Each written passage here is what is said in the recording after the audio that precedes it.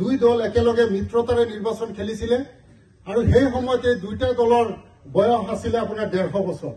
কংগ্ৰেছৰ বয়স আছিলে 135 বছৰ, AIDF দলৰ বয়স আছিলে 15 বছৰ।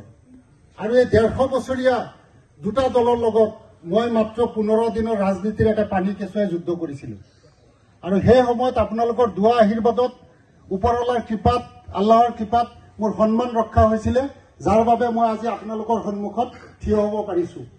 আজি যদি মই সেই সময়ত 2-1000 ভোট পালোহেঁতেন হয়তো আজি আপোনালোকৰ সন্মুখত মই থিয় হ'ব নোৱাৰিলো হয়।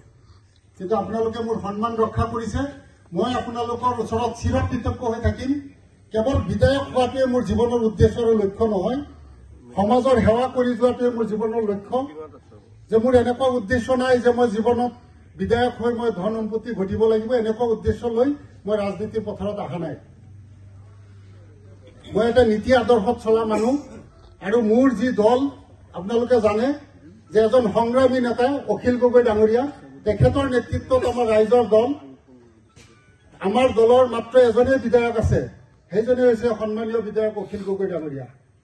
আজি অখিল গগৈ ডাঙৰীয়াৰ বিষয়ে যদি মই কওঁ বহুত সময় লাগিব, গতিকে ইমান সময় নাই, আপোনালোকেও ধৈৰ্য ধৰি বহুত সময় পাৰ হ'ল।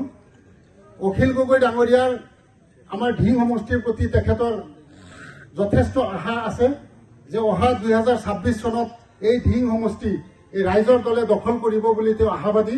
যদি আপোনালোকৰ সহায় সহযোগ আগবঢ়ায় আগন্তুক 2026 চনত অখিল গগৈ ডাঙৰীয়াই এই ঢিং সমষ্টি লৈ তেওঁ উদ্ধাৰ কৰিব বুলি তেওঁ আশাবাদী।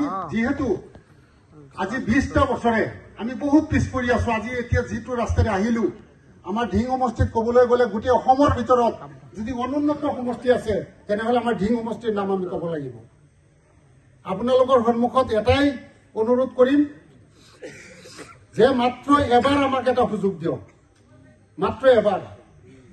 অখিল গগৈৰ হাত যদি আপোনালোকে মজবুত কৰে 20 বছৰৰ অভাৱ আমি 2 বছৰত পূৰণ কৰিম। আপোনালোকৰ 2 বছৰৰ ভিতৰত যদি আপোনালোকৰ অন্তৰত সোমাব নোৱাৰো, আপোনালোকৰ অঞ্চলত কোনোদিন আহি ভৰি নিদিওঁ।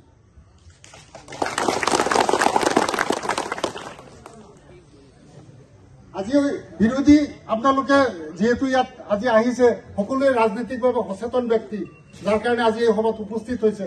আজি সকলোৱে দেখা পাইছে অসমত 126 জন বিধায়ক আছে, কিন্তু তাৰে মাত্ৰ বিৰোধী বিধায়ক এজনেই আছে, সেইজনে মোৰ দলৰ নেতা অখিল গগৈ। আজি বিজেপি চৰকাৰৰ যি স্বৈৰাচাৰী নীতি, অন্যায় অত্যাচাৰ